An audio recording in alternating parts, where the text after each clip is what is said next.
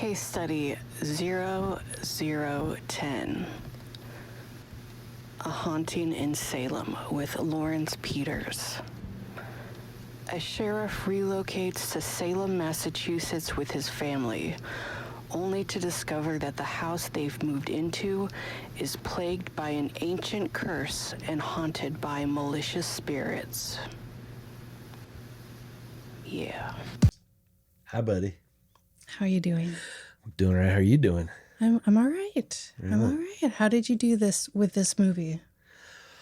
Well, yeah. Well, it was not the worst.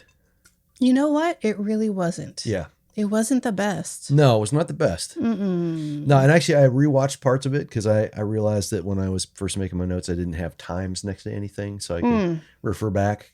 Well, because I listened to you and Travs do the I forget what the movie was, but you were talking about specific scenes and stuff, and I thought it'd be helpful if I knew where we were in the movie.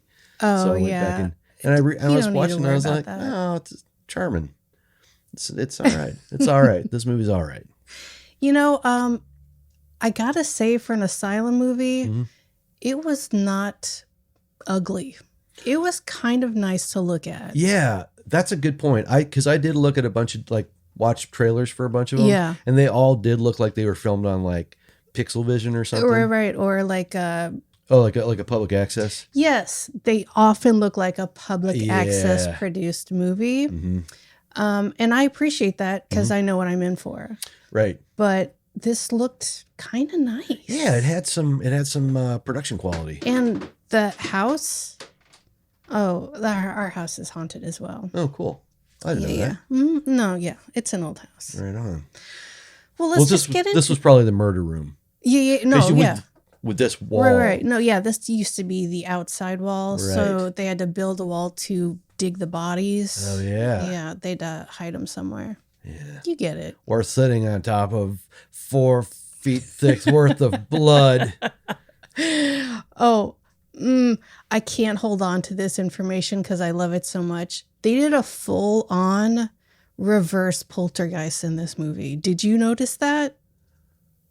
Oh, you didn't? Oh, right. Yes. Because they moved the bodies and left the headstones. Right. I didn't think of that as reverse. I did think of that as I was like, uh-oh. I was like, they didn't move them bodies. There's no damn way. No. There's no damn way. But good, they though. made Reverse sure. poltergeist was perfect. It was a full-on. That's great. That's going to be my new t-shirt. Reverse poltergeist. And also reverse poltergeist. God damn it. All right, let's get into it. You got a mouthful of ghosts or something. I do. My mouth is haunted with wine. Pinot Grigio. That's some spooky wine. Spooky wine. Okay, we open up. This movie starts with someone drawing a bath. Oh, yeah. They're going to get all comfy. Uh-huh. Mm-hmm. And then it sounded a little like that. Yeah. And then someone walks in the bathroom. Camera is POV of somebody we don't know. And then they drown the person drawing the bath in a bath that is all of a sudden made out of acid, I guess. Yeah, and also, broth. Yeah. It was I'm making my bath out of swamp water. It was green. It was very green. And it's like dinner and relaxation all in one. yeah, it's perfect. Nice. Like going to the spa. Yep. Well, the death spa. All right, so that's done. They're dead. Oh, and then we get the bedroom. Right. And she's like, she wakes up, someone's in a bed, she wakes up and she's like, huh, what's going on? So it seemed like this person knew whoever was about to do what was about to happen, I which think that's called a red herring because it wasn't, because she definitely didn't know who that person was. Yeah, I mean, she woke up and she's like, oh, there's a person in my room. What's going on? Yeah. Oh, hey. Death is what's happening. Yeah, and then, smothered with saran wrap. Yep, that was pretty good. Mm-hmm. I don't trust that was an actual smothering, but I'll go with it. It was decent. It was convincing enough. Yes. They put just enough into that. Yes. And you know what? I think that the tone and the deaths at this beginning scene were the spookiest part of this movie. Oh, interesting. Because we didn't have a chance to meet anyone. We just got the full experience. Yeah, I just in my notes I described this as 5 minutes of horror movie foreplay. Yeah. That's all you get. That's all you get.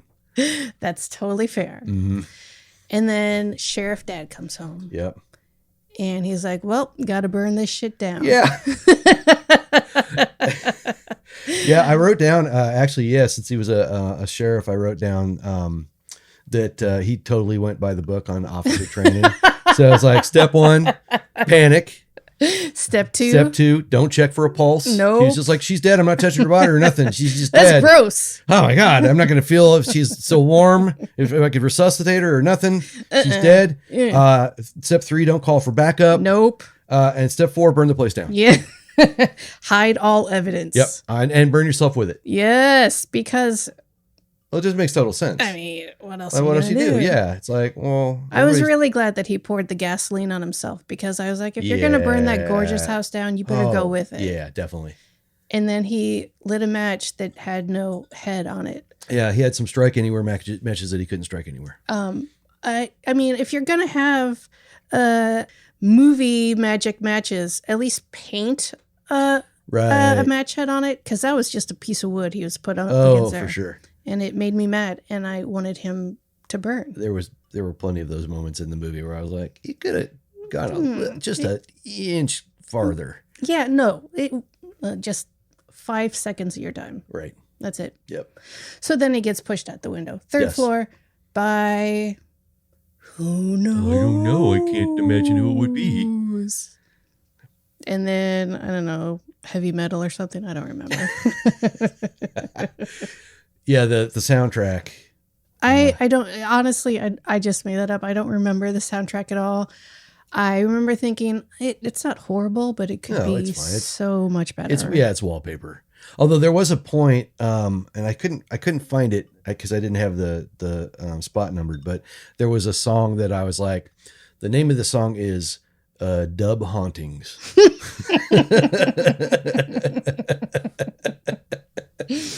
I'm not sure where that fit in the movie. There was actually a point in the movie where I was like, I think that I bought my theme music from the same place, because it sounds very similar. Really? I didn't check the credits, so I have no idea if that's true, but it has that generic, like, and that's why I have it, because it's very generic, like spooky / action. Yeah. It's like a commercial for costume place in Chicago, in the suburbs. Oh, you mean like Spirits Halloween's? Yeah, exactly. Spirits Halloween's. All right. Next scene, we get, I don't know, an SUV piled high with fixins. And I'm just assuming at this point that they're from the big city and they don't know what they got. But this house probably was really cheap.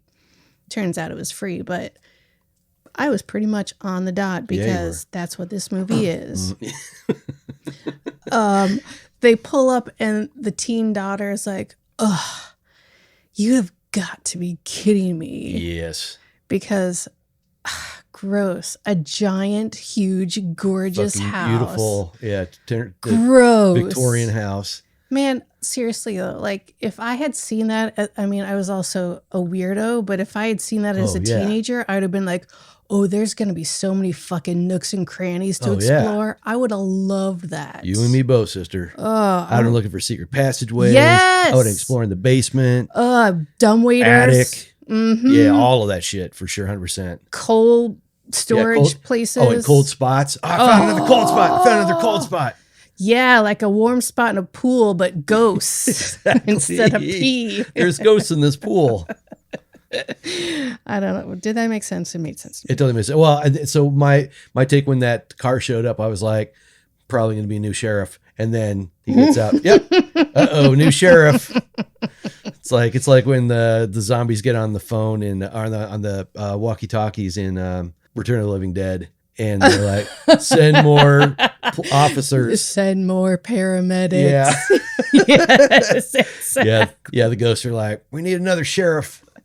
That's what this movie was. It was that scene in Return of the Living Dead Yep. played out for an hour and a half. Yes. Exactly. And then I was also like, the ghost has a thing against sheriffs. And of course, that is Well, of course, because Yeah. they were witches that were burned or hung. They were burned, Oh my weren't God. they? Spoilers. Oh, I'm sorry. Cut this out. Okay.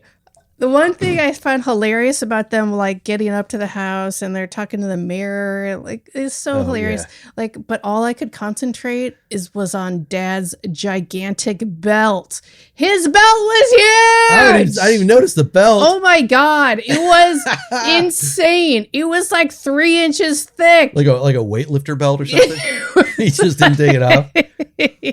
Yes. If he had turned around, it would have been like 5 inches bigger. It was insane. That is hilarious. So one thing I noticed about this, like pretty much from the get-go, is I was like, all right, this is going to be one of those, we don't really care so much about like continuity or facts or, whatever. And so the mayor is talking about the history and all that stuff. And he's like, yeah, well, so, the last sheriff, let's see, he was like, yeah, the last sheriff lived here. It's something like the way that it worked out was nobody had lived there for 60 years, but every sheriff they ever had lived there. So they hadn't had a sheriff in 60 years. years. Yeah. And so that also meant that scene we saw earlier from the 90s. No, that was like the 60s or something, was it because supposed to she be the had like a 60s? spit curl. Okay. Yeah. And he had very pleated pants, which is not 60s at okay. all, but I found distracting. I got the gas can was definitely, I was like, that's a vintage gas can. But like all the other stuff was like, Bed Bath and Beyond or whatever. So blah, blah, blah, blah, blah, blah, details. But I was just, and then the sheriff, and then the mayor is like, oh, it's a 300-year-old house. I was like, that's 1880s. Okay, I'm glad you said that because Yeah. he said that, and I was like, Yeah. He's like, oh, well, it's been built on. I'm like, that's not how that works. No, that's like paint. Yeah, you don't add on. Like, all right, we're going to take this House of Seven Gables, Right. and then tack on a bunch of Victorian stuff. This log cabin, we're Yeah. going to make Right. 3 stories. Totally, yeah. Yeah, but in the center of it, the middle room, add you some can totally turrets. see, yeah. No, Ridiculous. No, I'm glad. Because that didn't make sense in my head, but I Yeah. thought I was just an idiot. Nah, you're not an idiot. my Thank friend. you. Yeah, buddy. Can I get that straight? Say that again. You are not an idiot, my friend. Okay, I'm gonna save that. Thank you. Okay, so but also the mayor was like, they've got a groundskeeper for this one house, Right. which is wild. But also, Yes. he was like, I think he said he's not the sharpest tool in the shed. Yeah. It was very weird and ableist the way they treated this Yeah. groundskeeper, and I was just like, I don't care for that. That was fucked. Well, also when they panned to the groundskeeper, I was like, "Is that the old sheriff?" Because he kind of looked like him, and I was like, "All right, well, this is definitely in the playbook of And like he had like a brain injury. Yes. That's why he's not so smart. yeah." So he sort of remembers what happened, but he doesn't. Let's make that canon. Boy, I wish that. I mean, because that's the thing. Like I've definitely seen that in like B horror movie. Right. Yeah, where He was the sheriff, but now he's too stupid because he Right. fell out of a 3rd-story window. right. Yeah. That's what happened. Yeah, Let's so, just like, say that's what happened. Yeah. I wish that were the case, but No. Okay, so I have a note that the kids are fucking boring because they hate this house. I hate that they hate this house because it's so huge and it's gorgeous. amazing. Oh Yeah, my God. it's the star of the film. It's like the whole point of the damn film. It's a documentary about this house. Yeah, like they rented out this Airbnb and they're like, we're going to shoot it for a week because it's amazing. Totally. We're going to do we're going to write a play and base it around this house, as the house is going to be a prop. We'll say it's in Salem. Just everywhere. Yeah, whatever. We're in Salem. We're in Whatever. Salem. Yeah. So I want to point out though too. So also in this little, leading up to when stuff starts to go horribly wrong. So they're talking about the gardener, and then there's like this spooky adult goth lady that's the historian apparently. Oh, yeah. And she's all like awkward and Yeah, and dark and yeah. weird. And I was like, okay, she's going to be important in this scenario. No, not really. No, so disappointed. And then she talks about that she forgot one of the sets of keys. And I was like, that's important. Oh yeah, that's going to come important. back big. Okay. And then I made a note next as I was saying important. I was like, oh, but if I were using the correct Andy Slater pronunciation, it would be important.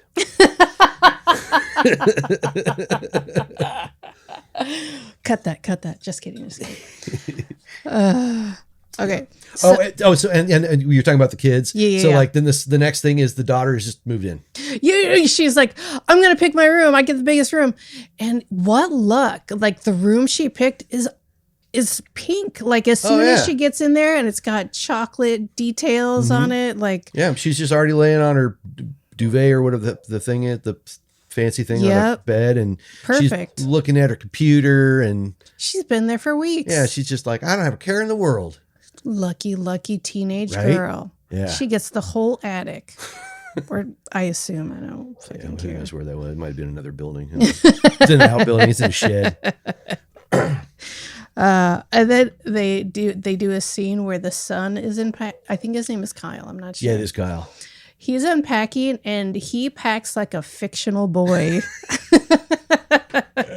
He's like, here's my baseball mitt. Here's my video games. Here's another thing that boys like. Yep. Here's my T-shirt that it's like a teen boy starter kit. We had to flee our old house. It was haunted. We stopped at the store and we got a bunch of kits. We got an adult mom kit and adult dad kit. And this was like a carry-on, and he's like, where's my bat? First off, no bat is going to fit in that carry-on, son. Yeah, I had so I have notes about Junior unboxing this stuff, but the other thing I wanted to point out was, so then they're like, daughters all moved in suddenly, and then they cut back to the dad, and it's like, oh, that guy has to bring all the empty boxes in by himself. I was like, don't forget your now I've forgotten the word for it, but in improv, your object work. Yes, don't forget your object work. That's got to have some weight to it. Oh, and then he remembers just as he's like, it's heavy. Yeah, suddenly it's heavy. Ooh, there's the gravity. I forgot to hit the gravity button on this box. I forgot how strong I was there for a minute. And then so then the son thing, he's like opening his thing, and I was like, he pulls out the mitt, and I was like, what's all that patterns on there? Is that like a Gucci baseball mitt? They are from the big city. That's true. Lawrence. That's true. That's a good point. Yeah. But then he's, as soon as he says, where's his bat? I was like, bah, bah, bah. And then I was like, it's so stupid. It comes back 2 other times. And the second time it's like, you are bringing that up for no reason, just to bring it up again. Yeah. It's like we forgot we already planted that seed. Nobody forgot because it was a stupid seed. So everyone hates that seed. But then it was like, and then I typed in hashtag foreshadowing. That's what I should have called this podcast. Hashtag. Oh shit. Yes. So mom's in the kitchen unpacking, and she goes to turn around and the box is gone. Wait a minute, it's on a different counter. Oh well. Okay. All right, I need to talk about this movie in general. Yeah, let's do it. Again, this movie was not horrible. Right. But like the parts where they tried to add suspense were not suspenseful. Right. There was no like gut churning, oh my God, what does that mean? There was no like, oh my God, that's so creepy. It was just like, oh, that's there now. Yeah. Somebody moved it. A ghost moved it maybe. I don't care because it's just in a different place. And I feel like all the acting in this movie, aside from the dad, I feel like the dad did a really good job. Oh, you gave me the worst look. In comparison to every other family member. Interesting. I feel like every other family member was like, oh, okay, well, what's going on? It was like a sitcom. It felt like a sitcom that had no spooky moments to it. Now you can roast me on my dad love. Oh, don't mind if I do. So first off, going back to mom in the kitchen, I saw that scene and I made a little note about like unpacking boxes. Box disappears. Okay. okay, fine. All right. No big deal. And then I was rewatching it and it made me think of, and I was like, this is such a nerdy reference, but I was like, oh, maybe she just thinks that the movie she's in is Meshes of the Afternoon. That Maya Deren. It's a Maya Deren movie. It's like from 49 or something like that. It's an experimental film. But there's all this. It's spooky. It's actually way spookier than this. I bet. Thing. But she in Meshes of the Afternoon, there are all these moments where things disappear and then reappear. And I just it came up to me and I was like, well, maybe that's why it's not a big deal to her, because she's like, I'm in Maya Deren's Meshes of the Afternoon. Right. That's this what's is going on the here. movie that I live in. Yeah, but things disappear and then come Only back. not as good. Yeah, definitely not as good. All right. So then we go, like, I don't know. I think she hears something and she goes in the weird bedroom that everyone's afraid of. Yeah, so it sounds like there's a garbage truck in the house. Yeah. Which, it's an old house. Yeah, so the garbage like a garbage truck ghost came in to use the shitter. Yeah. And so it's upstairs and the pipes are weird and so all kinds of stuff is going wrong. And then she goes up to the spooky music room. Yeah. That's like patient zero, because I can't think of the actual word for spookiness. And That's great. and she finds after looking around, she finds a dead crow and she's like, oh, holy shit. And then her husband comes in and he's like, oh, what's that? And then he grabs it in the stupidest fucking way. Like, there's broken glass everywhere. And he's just like, let me palm this glass covered wild crow. Animal, which could have all kinds of diseases. And also stuff. could not be dead and might squirm around there a lot. You go. Like, it's got fleas, if nothing else. It's a bird. Right. Mites. Yeah. And he's like, oh, I cut my hand. Yeah, he's all pissy about it. What did you fucking expect? All right. Like, come on. Yeah. Like, you just picked up glass, you idiot. Yeah, and then they're irritated with each other. They're not getting along. And then, he's like, do you believe? Oh yeah, but before then she walks out, and then he's still in the spooky music room. Yeah. And he almost leaves the door, and he turns around, and he's like, "What's this gigantic Victorian boner over here?" I'm gonna pull back the sheet and see what's going on. Oh, it's just a coat rack. That's not a boner at all. Oh, it's a coat rack. You know what? I knew it was a coat rack, and I really wanted it to be a boner. A big Victorian boner. It would have changed so much about the movie. Yeah, it really would have. Yeah, I mean, I don't know if it would have made it better, but no, but it would have been different. Like, yeah, what's going on with this thing?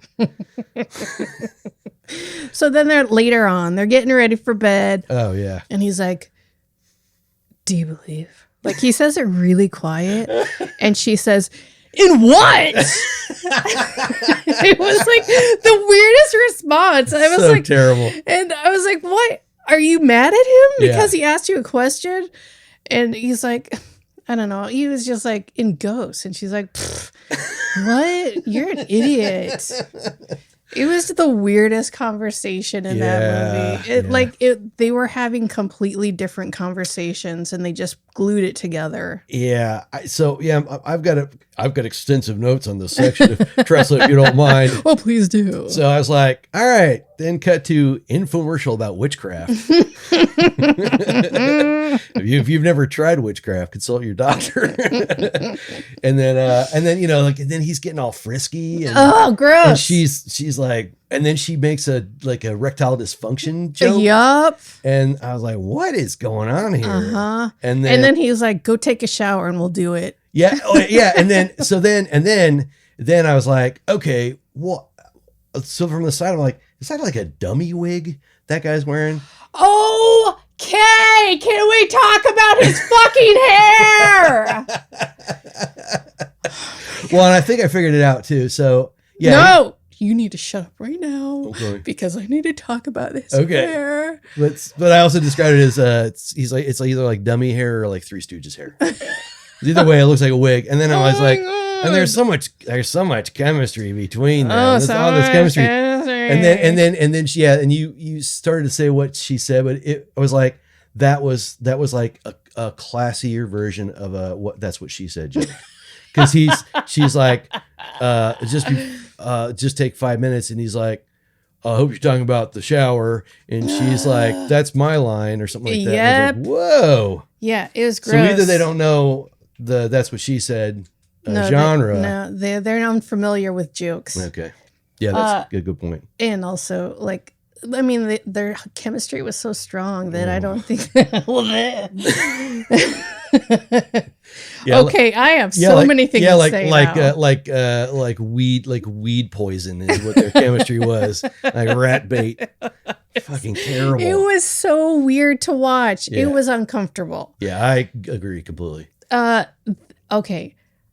I try not to talk about these movies at all before I do these recordings, and I had to talk about his hair with Andy because it's so fucking bad. And I even have a note that was like, maybe it's a wig, right? Because it's so bad. Yeah. But then at one point you can see like his scalp from the back, like it's actually his hair. Like, okay. Oh, I see what you're saying. Yeah. Like it was shot from his bag, and like I think he just had the worst haircut on earth. Like he went into a barber shop and he was like, "Can you give me the mo?" Yeah, or he's like, "I want to look like a minor assassin in like a minor Ukrainian assassin in some other movie." Can you make it look like my daughter, who is 5, has cut my hair for the past 5 years? Can you make it look like I don't know what I'm doing when I go to get my hair cut and I go to a dog groomer? Yeah. Can you make it look like, like I put a bowl on my head and then you cut around it? Can you make it look like like I washed it with lava soap or something like that? Because it's just so dry and sad looking. Oh, buddy. His hair was so bad it was distracting for me. Yeah. I mean, I used to do hair, so right. No, yeah, it was probably more so affecting me than other people. But oh my god, yeah. At that point, I was like, what is going on with this guy? I was like in my head, virtually cutting his hair, like just do this and then shape and then his hair made me crazy. Okay, I'm done talking about his hair. That's funny. So I want to mention, whenever I watch a movie, I watch it with the subtitles. Yes, I usually do. And I did not for some reason. Well, there is a whole other world going on in this movie with the subtitles. Yeah. Just like in Squid Game. Is that right? I don't know. That's what I hear. Okay. I haven't watched that yet either, Ben. It's really good. Okay. So shortly after this, at 16:30, listeners. Wait. I just want to talk about what the mom screams as she's walking down the hall to the kids. Because the kids are like, God, we can hear you. Yeah. And, all right. Because the kids are like, oh, we can hear everything that you're saying. Rose. And the mom is like, your parents have conversations or whatever. I'm like, your kids are going to hear every fucking thing you do. They are going to hear you having sex a lot if you're going to do. This is grossing me out so hard. If I was a teenage kid in that house, I would be in the basement. I would be like, I will put my room in the basement. I do not want to have you. No. Yeah. Ew. I just heard your whole weird sex conversation. Yeah, no. Awkward, your awkward dysfunction conversation. No. That was terrible. All right, I'm sorry. Like, I'm not even those parents' kids, and it's okay. I'm sorry. Closed captioning. Oh my god. So, yeah. Then she goes into the bathroom, and this is where the subtitle freak out starts. Awesome. Yeah. Let's see. Oh no. So the I think is when the cops come just to meet him. Or is that later? I think that's later. Okay, I must have put this in the wrong spot. So, all right, so this shows up later on, but there is something here that's. Oh no, she finds the lighter. She's pissed off. Yeah. And she's like, "Have you been smoking?" He's like, "Yeah, no, I haven't smoked in 9 months." But in the subtitles it says, "I've done a dragon, 9 months, I swear." Like, what? What does that mean? Because what he actually said is, I haven't I haven't taken had a drag. What Yeah. it said, I've done a drag in 9 months, I swear. I've done a dragon. That sounds like a way better movie. Yeah, right? Let's see these folks do a dragon. Whatever that entails. It sounds great, though. And then she's in the bathroom and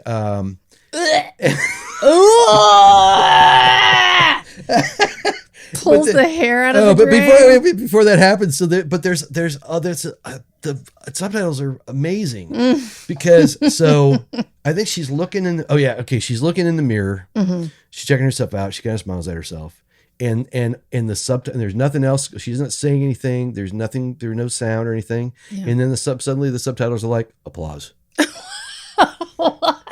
And the second time I watched it, I was like, oh well, because it's like almost a boob show, but not quite. So the subtitle, so the guy doing the subtitles, he's like, yeah, woo, woo, applause for me, applause. and then shortly after, and then she turns on, like I think she has the shower already on, and then she goes into the shower, and then it suddenly just says, so what? Like what is going on here? What? Just so. S-O. Yeah, very strange. And then when she makes her gross hair in the shower drain. Man, and also a tooth. At least get some toilet paper to pull that out. Like, she's just like raw handing that hair. Well, it was also such a perfect example of what you were saying before about how all the supposedly spooky stuff just does not even come close. It's like, you're trying, but you're missing. Like, that should have been totally creepy. It was just gross. Right. And not even gross, like scary, but just like, that's disgusting. Right. Well, and then, I mean, the tooth thing. Yeah. Like, okay. Yeah. No. I mean, that's weird. But and honestly, I don't know how you would make that creepier or scarier. Right. But it just fell so flat. Yeah. It was weird. Well, and this goes back to so at the beginning of the movie it says based on true events. I was like, let's see what true events would those be. And so I made a list. These are some of the true events. So true event number 1, a sheriff walked up the stairs. Salem exists. Totally. There's that also. So number 2, there was a hair in the drain and it was gross. And then true event number 3, siblings. That's what I got. Wow, you cracked the code. Yeah. Wow. I got this sucker sus. You should be writing scripts at this point. Right? Off of true events based. Yeah. Off true events. Yeah. I got you. It's one of those. This is part of the true event genre. There was a man that existed once. Yes. And things happened. And he had a car. There was an apple. All right. So now we go to teenage daughter's room. Oh, yeah. And she's aiming people. Yeah. And so I was like, oh, Evil uses email apparently. And Evil's aim name. Oh, yeah. Salem 1692. Yeah. Like, all right. That's subtle. I mean, that's a little bit. I get it. Come on. Ugh. They couldn't have been a little bit more. It was so. Yeah. They could have used it. Yeah. They could have used one of the witches' names. Right. Or some reference what's that one about the Roanoke? Oh, yeah. Where there's that word. Croatone, is that what it is? I forget what it is, but something. Yeah, there's something carved into the tree. Crouton. It was croutons. They're like, bring more croutons. We're out of croutons. There are no croutons in the colonies. What the fuck? Yeah, they ran out. They're delicious. They forgot how to. The person that was the crouton maker fell off the ship. Yeah. Or died of dysentery or something. Right. And they forgot how to dry them. Right. Yeah. Yeah. It happens. Well, they were just used to being able to go down to the corner shop and buy some bread and dry it out. Right. They were like, wait, oh, you mean you have to make the bread? I know, it's really crazy. I don't know, that seems like too much, but I love croutons. Imagine? Well, let's move to another place and see if they got croutons. And we'll leave a note on the tree. Yeah, in case anybody croutons. Yeah, we'll have somebody that can't spell so good. Yeah. Right on the tree. Croutons. Yeah, and it's the 1600s, so we'll replace the U's with V's, and so it'll be extra weird, and S's or F's, and that kind of thing. And we'll take a couple letters out because they're too expensive. Yeah. Yeah, and then the Native Americans in the island next door will teach us how to make croutons. Yeah, totally. That's what they do, in exchange for smallpox. Yeah, they love smallpox. smallpox. Oh my God, they can't get enough. Yeah, that's right. That's why they let it stay. So I also want to point out. So then the daughter quickly uses the R word. Oh yeah. There is a ton of ableist language in here that's kind of gross, but they're from a big city. Yeah, and it's the 80s or who knows when it's like some sort of weird like time got stuck. It's generic. Recent, but not too recent. Right. Mm-hmm. It's in our lifetime. These people are probably still alive. No, Lawrence. We'll find out at the end, I guess, if they are. I guess so. I guess. So teenage daughter hears banging somewhere. Yeah, it's the garbage truck again, or right. or the ghost of a bowling alley. Which is also, I felt like they were trying to build something that was like, it's just an old house and it's just banging. I don't. It sounded more like a furnace, but it was in the attic. Yes, like it was not spooky, and I want to help these guys. I want to help them make this movie spookier, not but that hard. They're just not banging like. It's kind of like I kind of felt like the director was given a kit. Yeah. Like a scary movie kit. Yep. But he had never seen one. Right. And he was like, I don't know. I usually do Hallmark rom-coms, but this is cool. I can do this. So I got the template. Yeah, well, there'll be some sexual references and some stuff, and teenagers are dumb. Yep. Teenagers the worst. Whatever. And then there'll be like a guy from in town who's like a rough and tumble guy, and there'll be a lady from the big city, and they fall in love, right? Yeah. All right, we got our movie. All right, great. Let's go get several $1 million and release this straight to digital. Sounds good. Yeah. Thank you, Netflix. Or Tubi. Yeah. What did you watch this on, by the way? YouTube, I think. Oh, really? Yeah.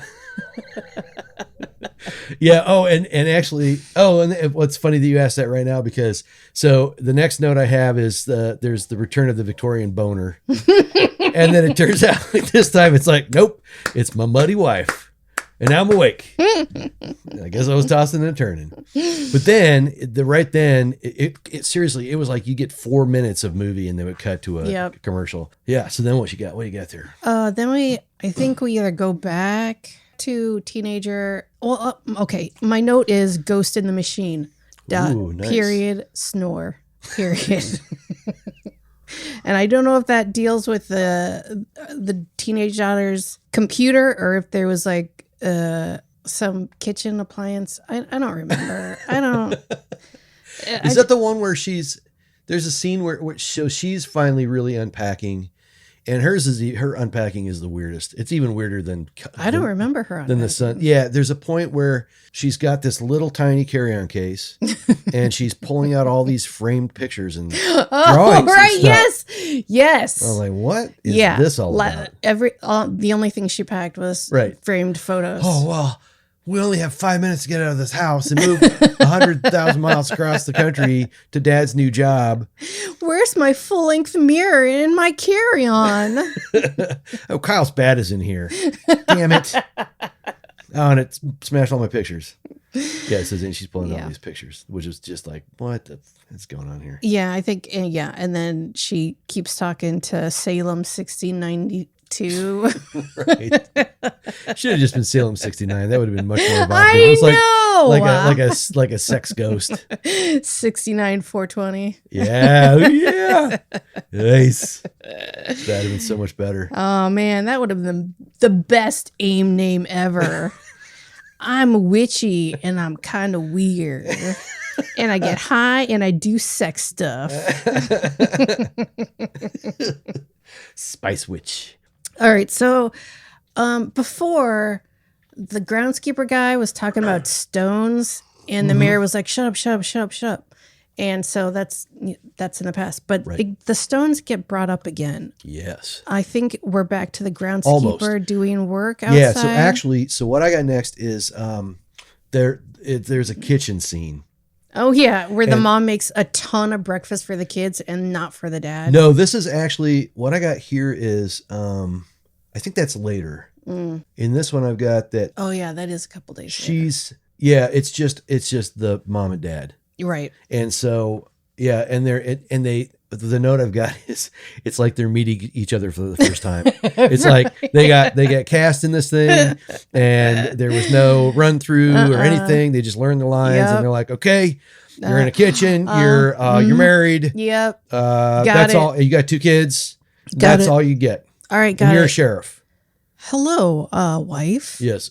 Hello, husband. How was your sleeping? My sleepings were weird. Oh, how were your sleepings? Mine was a little off as well, but I think I am okay. Okay, goodbye. Goodbye. I must go to the other room now. It's like the robots, and then the power runs out. They're like, "Mrr." Yeah, I got the note, and this is what I was talking about earlier about our dad guy here. I was like, there is not a lick of chemistry, and then I was like, what is the opposite of chemistry? Because that's what they've got in spades. They're like, what? Let me Google that. Well, while you're looking that up, so then the other note I had was, I was like, so is dad like a marionette? Is that what's going on here? Because he's so fucking wooden. Like so I thought that actually the other 3 stars of the film handled themselves pretty well. Like they were pretty. Are you insane? No, you're insane. Because he barely gets the words out. He's just. But okay. And I think that's what I think was my defense of his acting, is like he seemed frustrated and weird and awkward because it's a weird situation, and everyone else was just oh, I see. It's cool, whatever. What? Okay, all right, I got you. Yeah, so to me, everybody else actually seemed like human beings, like natural, kind of natural, right. and their line readings were pretty natural, and there was acting to me. Behind it. They're all their acting and reactions seemed so sitcom-y to me. Oh, sure, yeah, it didn't seem natural at all to me. Okay. Well, but I mean, like, what I'm saying is you're wrong, Lawrence. Oh, I get it. Yeah, totally. No, I totally get that. That's totally what you're saying. I read between the lines. Sorry. Well, and so then I made this snarky comment about it. I was like, well, maybe they're all marionettes, and then I was like, oh, maybe they're Marionites, and it's like a wooden subsect of the Mennonites. That's what I thought you were going to say. And I'm so glad you did. And then I was like, well, maybe the part of the film that had to get cut out, because it was like, this is going to only be an hour and 25 minutes. But there's like a whole backstory about how he's actually Pinocchio, and he's turning from a marionette back from a boy back into a marionette. And I'm not a real boy anymore. Yeah, it's like he's transitioning back into being a marionette. And that's why he's sort of a man, but he's also very wooden. And that's why that's fair. That's why he's got the wig hair. He's got the puppet hair and giant belt. And he's a weightlifter. He's a weightlifting marionette that is super duper skinny.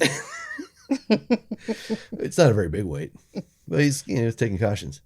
I couldn't find a fun chemistry antonym. I could only find the one for like relationship chemistry. What is it? Repugnance. Oh, that's not as fun. I really, when I wrote that down, I'm trying to think. There's other examples I've used of this where I'm like, here's this thing, and there's not actually an exact opposite of it, but I like to say like, it's like that, but the opposite of that. And then it's like a Zen koan. You just have to that's way better. Figure it out. Yeah. Yeah. Because it doesn't exist. It's just makes like, you think. Yeah. It's like, yeah, he's right. Yeah. Then I think they're back to, this might be where daughter is unpacking her box of pictures. No. Well, she's back. That was before. So they're back. She's back in her room. And this is the first time that I noticed it. But so her laptop has this big A on it, and it's like It's got like electrical tape over the apple and then an A over the electrical tape. Like, it's like they trimmed a metal A out of some like address, something that you get at Home Depot. They tore it off a sign from like somebody cut it out with aluminum foil and cardboard and like put some, I don't know, heated it up or something. I don't know. But then I was like, you know, when like off brands are made there, it's always like Mikey and Cuna and stuff like that. And so I was like, well, what kind of laptop is it? Is it an Apple? Obviously not. It's an Apple with an M. Oh, or maybe it's an Apple. It's more than enough. It's ample. It's ample. It's an Apple. And then I was like, it's an Acme. And then I said, no, it's an Almosta. It's an Almosta computer. Nothing but the best for our teen daughter. Oh, we got you this brand new Almosta computer. Are you serious? I love you guys. I fucking love you guys. You're so good to me. I don't deserve it. You don't, but here you go. And then she yells something, and then Kyle calls her a spaz. I was like, good one, Kyle. You know, siblings, am I right? Right. Siblings. So that comes with it's part of the handbook. Yep, the handbook. Gotta call each other a spaz. Yep. All right. Did we get to the groundskeeper yet? Yeah. So this is another beautiful moment of the subtitles. Oh, do tell. Yeah. So where this comes up is after the cops come. Oh, after they found the groundskeeper? Yes. Okay, but we have to mention. Yeah, okay. Because they mentioned before stones, and then the mayor was like, shut up. Ixnay on the ownsnay. Yes. And then like a groundskeeper guy, he's like working on something, and then there's stones on the ground that I guess he broke, but they didn't. All right.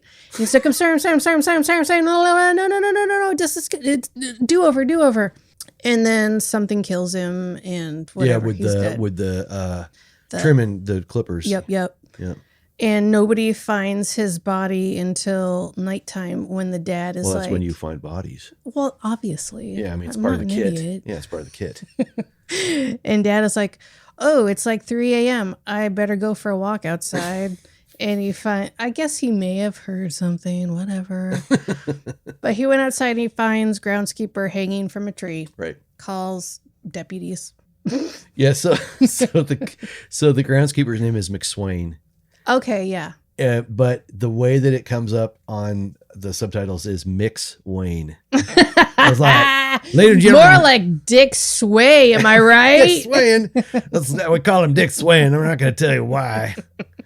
We all know why. Mix Wayne's a great name for like a DJ. Oh yeah. Ladies and gentlemen, great. Up next, the fantastic stylings of Mix Wayne. Oh. And he's dressed like Batman, so he's like Bruce Wayne. But he's by like Bruce Wayne or Batman, which one? They're two separate people. I know they're two, but I know that there's some sort of connection between. I haven't figured it out yet. I don't think you're right. Okay, that sounds wrong. Maybe I just read something on a blog. Because Batman is like a guy who does stuff. He's like a rich guy and stuff. No, that's Bruce Wayne. With a tragic. Wait, oh yeah, Batman, yeah, and then but Bruce Wayne is like. Yeah, Bruce Wayne kind of reminds me of, I know there's no connection there either, but of this guy, Clark Kent, where he's just this I'm guy. not familiar. He's just a regular guy. But then he's in the Superman universe, and then there's Superman also. What do those things have to do with anything? Nothing at all. I mean, one guy's a newspaper guy. Yeah, who wears glasses. Right, and then the other guy is like a superhero from outer space. So I don't understand. Why did you bring... you brought up like four different people that are completely different from each other. I don't know. Sometimes my brain just jumps to track like that. You're weird. I am totally weird. I'm so weird. If I had hair, I would just pull it down in front of my face like... I'm going to bag my bangs are covering my face. Like the dad. Yeah. Goth dad. Goth dad. My note here says, I suspect dad's horrible hair is a wig. Nice. Yeah. And there you've just confirmed it for me. You're welcome. Thanks, buddy. Yeah. And then Mom, they're outside. The deputy and dad are outside, and the deputy's smoking. He's like, I picked the wrong week to quit smoking. I was thinking the exact same thing. Wrong week to stop sniffing glue. That's what I wrote down. Yes, that's so good. One of the most brilliant running plot lines in the history of comedy. Amen. So good. So good. I met that guy. I met Lloyd Bridges. Yeah. What? When? How? Tell me. He and his wife came into a restaurant I worked at. Oh, yeah? In Kansas in the 80s. Yeah. And they happened to sit in my section. Wow. I was like, oh, wow, you're Lloyd Bridges and Mrs. Bridges, I assume. Did you offer him some airplane glue? Did you? I did not. I should have. I was pretty starstruck, though, and I really tried not to be too much of a dingleberry. Yeah, he can't be. But I was like, you guys are really cool. So, hi, you're really cool. I'm going to go get you some food. What do you guys want? Never mind, I'll get you everything. Yeah, and then he was like, just get us some food, please. He was like, knock it off, Junior. Or just generic food. Just do it. You're in this little tiny restaurant in this podunk town. We don't care. You are nobody. No, you're Lauren. Well, I am now, but back then I was just a little. You were just nobody. I was just a little. Soft. You didn't even have a name then? Oh, sure. But I was like a little. I was like a little Lawrence shaped piece of dough. I was like an unbaked gingerbread man. Oh, so you're in your 20s? Yeah, totally. Exactly. I was in my teens and 20s. Yeah. Yeah, I get it. Yep. I had a lot to learn about the world and stuff. So they're smoking, and he picked the wrong week to quit smoking. And he's like, hey, you want to see something? Which is another great line. Yeah, I was like, where's this going? Zip. Yeah. Oh, shit. When he said it, I thought about, is it Tales from the Crypt? Where it's Dan. Oh, yeah. No, it was a Twilight Zone movie. Yes. Yes, exactly. Like, want to see something really scary? Yes! That's what I was hoping was going to happen, was that he would be like a shapeshifter. That would have been amazing. Right? My dad took me to see that movie when I was like, I don't know, 8. Nice. Oh, so excited to see that. It's a good movie. I like that. It's so good. It was terrified me as a child. That's some spooky shit. Well, somewhere in here, and way more than this. This movie. is important to say that. So, Dad. Oh, yeah. So all the cops are there, and the officer was like, "Oh, I'm so sorry, I woke your wife up," and he's like, "Oh no, that's fine." And then he's like, "Oh well, you might as well meet her." God, dude. He kind of really sucks. What a dick. Fuck you, dude. And so then she comes down, and then I was like, oh, it's cool that Sandra Bullock is still getting some work. Because she really, at that moment, I was like, Sandra Bullock. That is Sandra Bullock. Why does every Asylum movie have a Sandra Bullock in it? Is that the case? Yeah. Really? Yeah, like, what was it, 2 weeks ago? Yeah, with Forbes. Whoa. We watched Zombies, and there was a Sandra Bullock. Is it always the same Sandra Bullock? Nope. Whoa. Yeah, just a brunette, spunky girl. I'm sorry, woman. She's good looking.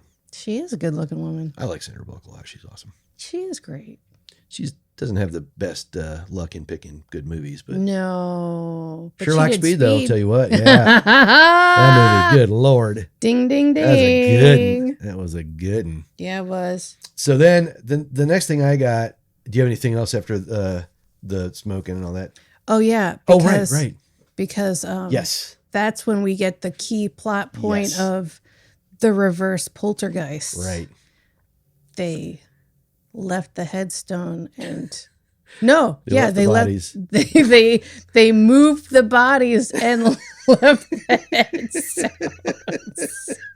It's so ridiculous, and I don't know if they did that on purpose, if they did a purposeful reverse poltergeist, but I love it so it's really much. Funny because I definitely did. I was like poltergeist.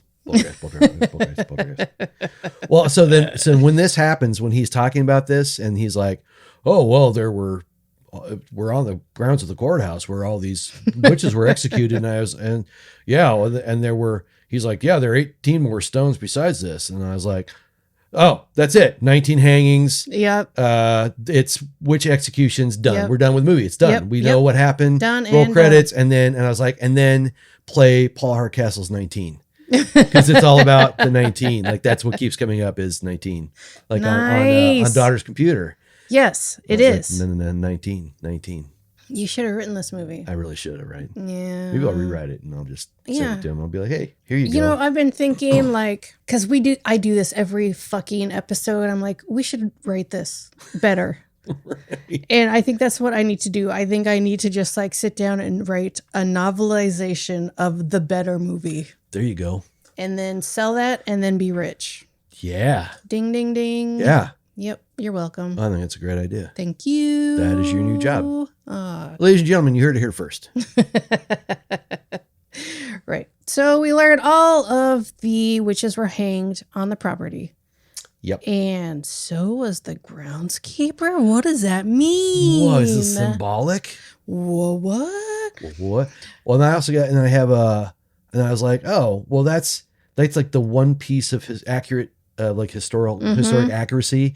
House is wrong. Yeah. Oh yeah. And then there's something, he says something about, he's like, oh, well, yeah, there's if anywhere between the Revolutionary War and the Civil War, there's all kinds of horrible things that happened. And I was like, okay, but this happened before the Revolutionary War, about like 100 years. So get out of your ass. And I called him and I was like, Deputy Numbnuts. Like, bam, Zing. in your face. You can't do Take nothing. Can't do nothing. But that was actually true. So there were 19 witches hanged at the witch trials. And I have an ancestor that was one of them. Really? Yeah. Ooh, that's cool. Yeah, I was. Do you know the story? I do. Yeah, he's actually the really famous one. He's the one that the Crucible is about. Holy shit! That Arthur Miller play. That's John crazy. Proctor. Yeah, and they hanged him and some other people on his property in sight of his house for his whole family to watch. He was like a wealthy landowner, like a farmer basically, and Wait, what was his name? John Proctor. I know that name. God damn. Holy shit. That's crazy, Isn't that Lawrence. crazy? Oh my God. Yeah. And so when I was a kid, like we had this printout, like this mimeograph sheet of family history. And it was in this big book. It wasn't a Bible, which, usually that's where they are. It was some big book. I still don't know what that book was, but my mom showed it to me a couple times when I was a kid. And occasionally I would dig it out. And I was like, this is what is all these old dates and stuff. I was like, this is cool because this is old. Whoa. And then I was in school, in like elementary school, and they were talking about maybe we read, that seems a little early maybe for reading The Crucible, but we were talking about it and they brought up John Proctor and I was like, that name sounds familiar. And then I went home and I pulled the book out and I looked at the sheet and I was like, well, there's a John Proctor here. And I mentioned it to my mom and she said, oh yeah, he was hanged for witchcraft. Holy shit. And then I was like, this is the best thing I ever heard in my life. Yeah, for fucking real. Yeah. You're blowing my fucking mind. Well, it's cool, right? And yeah. but then I found out later that there was no actual witchcraft. It was all just like Puritan paranoia. Right. A bunch of women being murdered and then some guys also. But yeah, he was. Yeah, but it's still fucking amazing. It was pretty cool to find that out. I was excited. Holy shit. Yeah, and apparently the place where they're all buried is called Proctor's Ledge, which is named after him. It was his. It was his property. Have you ever been there? I tried to find it years ago when I went. My girlfriend and I went down there. She's from Massachusetts, and I was like, "Well, let's go to Salem." Yeah. Maybe she was the one that was like, "Well, let's go to Salem and see what's up with your family." And so we tried to find where that house was, and there was no marker anywhere. But we found where the family historian lived in the 1800s that cataloged all this stuff. And it might have been gone too, but there was a plaque for that. Oh, wow. So the house in this movie looked really familiar from that trip. Totally. Yeah. It looked like the house that was there was like the seed that this massive Victorian mansion was built around. It started off like a potting shed and it became a 3-story mansion in the Queen Anne style. Yeah, they added on to it. Yeah, we'll just add some cookies, some gingerbread. My dad calls that style of building cookie witch, because it's like the witch that kills, Sure, tries to kill Hansel and Gretel. Yeah, Yeah. Your house is covered in like stuff. Yeah. He's like cookie witch. That's beautiful. Isn't that great? Yeah. Yeah, it's even better than like gingerbread. I mean, it's still sort of the same thing, but No, it's better. yeah, okay. Because, witch is in it. Yeah, that's true. It's a good point. So anyway. I don't know how to go back to this movie now because you just blown my mind. Yeah, it was messed up. Yeah, all that shit was super messed up. Like his wife was in prison first, and they had kids, and she was pregnant, I think. Oh my God. Yeah, it was terrible. I mean, everything about that is so terrible. And then they murdered all these people, and then we were taught to like fear the witches instead of the people that murdered them. Yeah, and then to use the term witch trials. From the dumbest possible perspective. Yeah. The usage is so wrong. I hate it so much. Yeah, it's super irritating. Oh my God. Yeah, every time anybody does a post about like witch trials, I'm like, you fucking don't know. Don't know. Idiots. That's what I'm saying. Fucking anyway. Yeah. Anyway. So where were we? Well, so then what I got next is there's a very important shoe removal scene because he is just like, they're like, all right, we're going to do some improv. You've just come back inside from finding the groundskeeper murdered or whatever. Have I talked to the deputy, or is that over, or is that about to happen? Yeah, I don't know. Yeah, what am I doing? Yeah, you've talked to the deputy. Your wife's gone back inside, gone up to bed, I guess. And so it's you're coming in. What else am I doing? Like, am I trying to be quiet? Probably trying to be quiet. Maybe, I don't know. And so he tries some stuff, and they're like, "Yeah, it doesn't look looks kind of wooden." And they're like, "Focus on the shoes. Focus on the shoes." Why do you keep saying that? I'm not made of wood. Yet, almost. I'm a real boy. I'm getting shots so that I don't turn back into wood. But soon, so very soon. And so he just, I was watching this being like, what? Why is this in here? Oh my God. It's like, we need to pad out a couple minutes. Oh my God. Let's go back and we'll do a reshoot. Quick we'll shoot him coming back in. He's taking his shoes off. Okay. That's good. Okay. That's going to be at least 5 minutes. Just the right amount of time. Okay. Good job. All right. That's a wrap. So this is where he goes to check on his family. Yeah. He goes and snoops on his daughter's computer, which makes me mad. First, though, he just opens his teenage son's room without knocking. And no, you don't do that. That's what I was saying. I was like, Dad, I'm trying to jerk off in here. What the fuck? You have a teenager. You do not enter without knocking. Nope. Regardless of time or whatever. No. Always not. Not acceptable. Not at all. No. Don't do that to me. Don't do that to my son that's teenager. Don't do that to anyone. Right. Exactly. It's called privacy, for fuck's sake. We're humans. We're not in a zoo.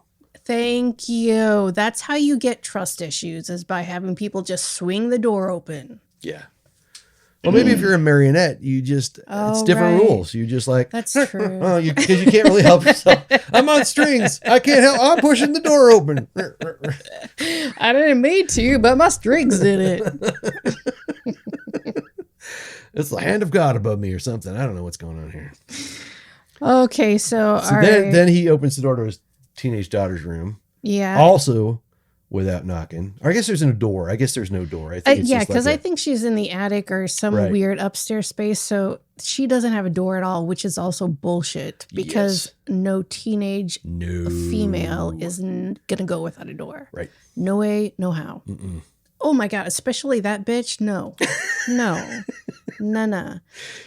So he goes up there and he's like, ooh, what's going on? Your instant message. I'll just go and check through what you're doing. And then the note I've got about, I think it's before that happens, is she's laying there. She's got her earbuds in. He's like, well, I don't know you, ma'am, but I'm just going to take your earbuds out for you. Because we're so awkward and our chemistry is so weird in this house. Excuse me, young lady. You've got these earbuds in. I disapprove. Let me help you out with that. So he just takes them out. Yeah. And then takes a peek at her almost a computer or whatever. I hated that too. It was very bad. Hate. Very bad. I hate. Maybe it's because he's a cop. Oh right. So yeah, he feels all entitled and shit. Could be. Mm-hmm. And then he goes to his room and there's a weird jump scare that I don't remember, but I wrote down that there's a jump scare. Yeah, I forget how that works also, but yeah, then he Then I feel like he then goes into the bathroom. I don't remember that.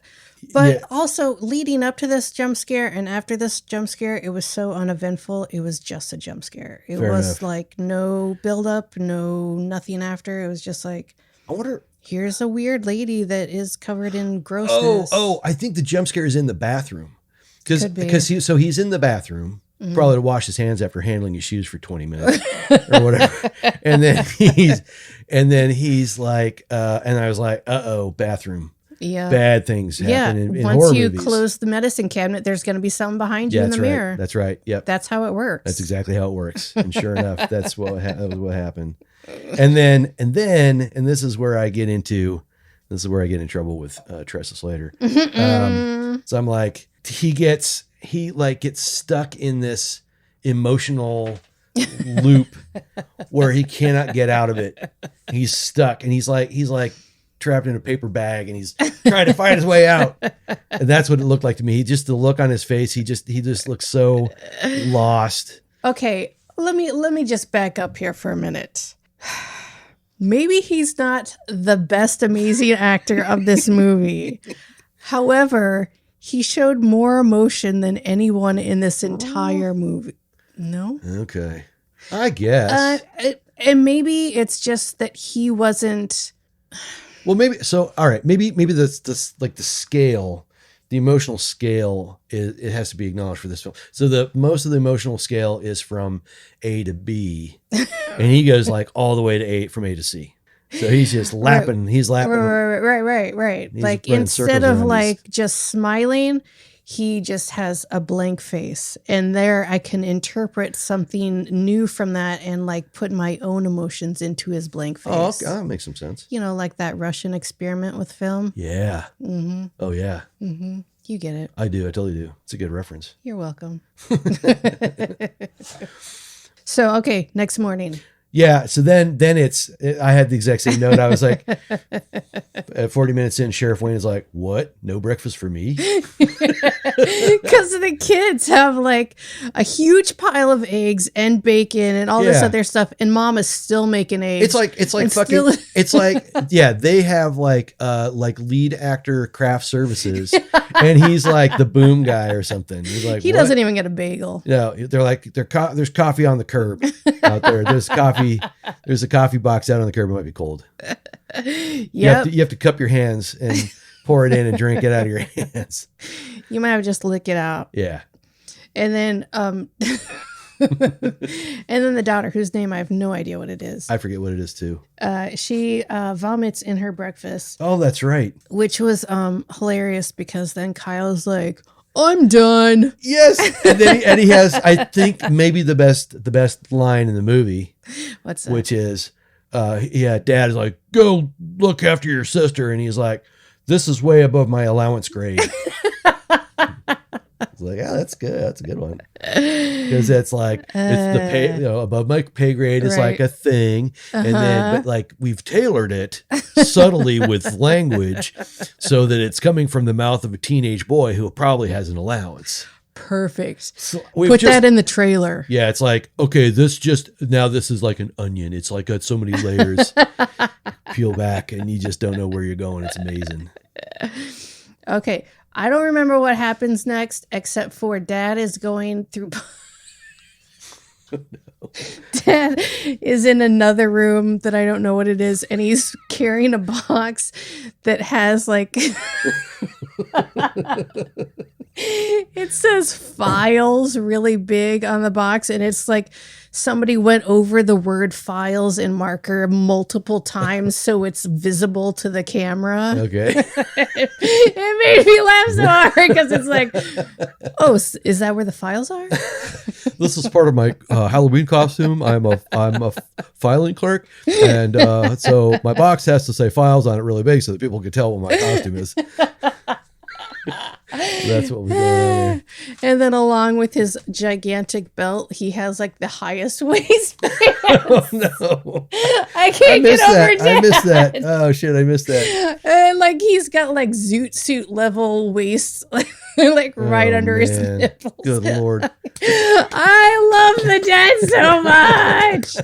All right, I'm sorry. Tressa loves the dad so much. So I've got a note here that so at the end of of the breakfast scene, I wrote like I'm not worried for the characters. Like I'm not afraid for the characters. I know they're all going to get murdered or whatever. Sure. But I was like, I'm kind of worried about the actors for having to kind of go through this, to like schlep through this garbage movie. Like when the teenage son did Hereditary and he had to go through therapy after it because it was so scarring. Really? Yeah. Oh, I didn't know about that. Yeah. Oh. Yeah. Interesting. Just like this movie for everyone involved. Yeah, I'm sure there's a lot but of for different reasons. PTSD lawsuits going on with this this banger. Okay, so right after this, there's another beautiful subtitle moment.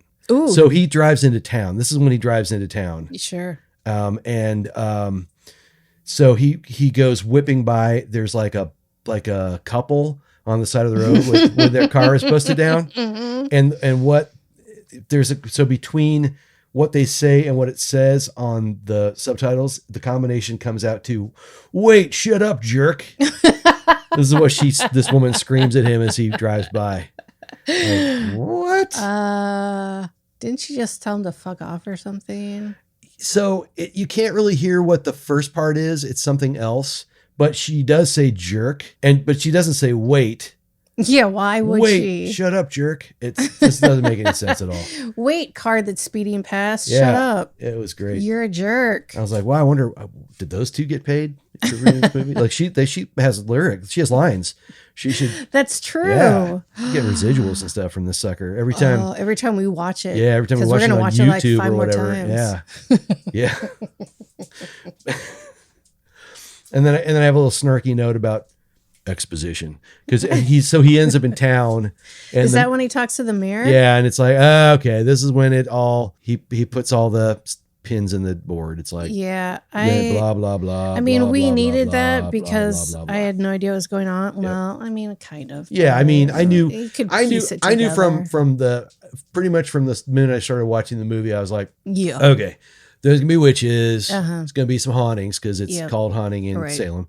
There's gonna be witches. People are gonna get killed. Then you're gonna find out, like, you don't know actually initially it's witches, but then you find out later, and then you find out like there's something about, because I didn't know about the house yet, but I was like, Right. then there's some way in which these people that are all getting killed have tread on something that it's pissing off the ghosts of the witches, and that's what bugged me was obviously it was ghosts. right. Obviously. Right. But it's like, okay, I don't know. It was confusing because it was like, okay, 19 ghosts. Mm-hmm. We saw maybe 2. Yeah, maybe. Or maybe just one. Maybe just yeah, like one I'm giving head 2 ghost. Yeah. Okay, cool. Yeah, that's 2 good. was being generous. Yeah, okay, cool. All right. Yeah. But also, like, why are they ghosts? Like, I get that they left the headstones and kept the bodies, Right. but they didn't. But Right. It was just confusing to me. Like, they should have put more into like, oh, and also there's this lore that if you hang a witch, that they haunt and kill. Well, I guess they did. Never mind. Forget I said anything. Well, I was hoping, so going back to that earlier possible plot point was when the gardener, I was like, that's the old sheriff. Right. I was like, all right, this is a favorite trope where there's somebody in the movie that knows what's going on. Right. And everybody ridicules him and but he belittles tries them. so hard to get the word out. Yeah, he's like, ghosts of witches, and they're gonna kill you and throw you out the window and stuff. Right. But he can't get to it because he's like Cassandra. Is it Cassandra? The Greek myth where she's cursed with, she knows the truth, everything, and nobody will listen to her. I don't know. I think it's Cassandra. I might be wrong about that, but instead they just killed him. Yeah. We're not going to let him make this interesting at all. Yeah. Yeah. We want this experience to be very by the book and flat and mediocre. All right. So they're talking. Okay. Dad has talked in the mirror, and he's like, no, like, for real, what happened?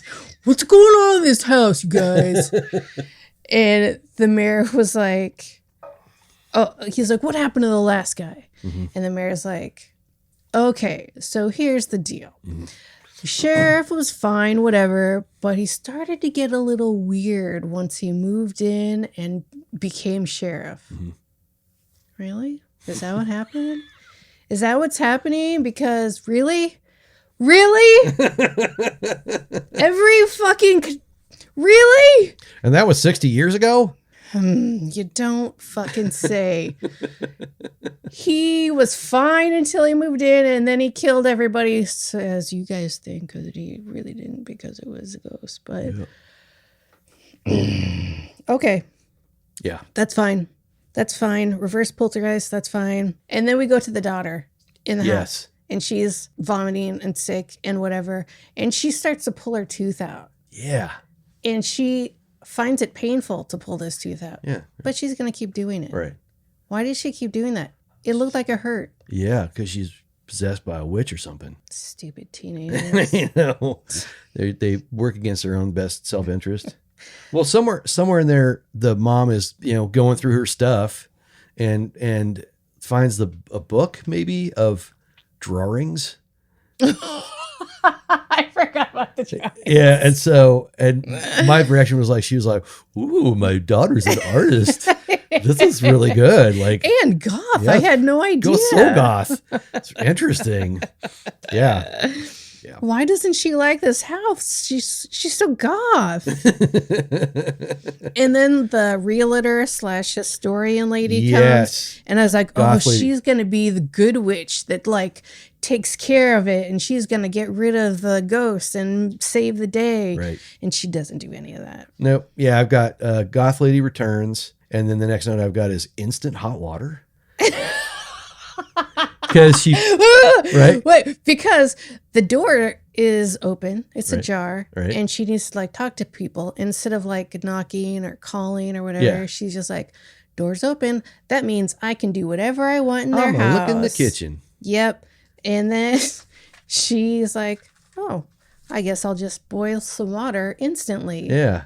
Instantly boiled water. And then have somebody shove my face into it. I was so excited for this death because I thought it was going to be a sleepover camp death. Did you ever see that? I've seen scenes from it. I've never seen the whole thing. I saw that movie when I was probably in 5th grade. Okay. Probably the first horror movie that's like a real slasher ever that I ever saw.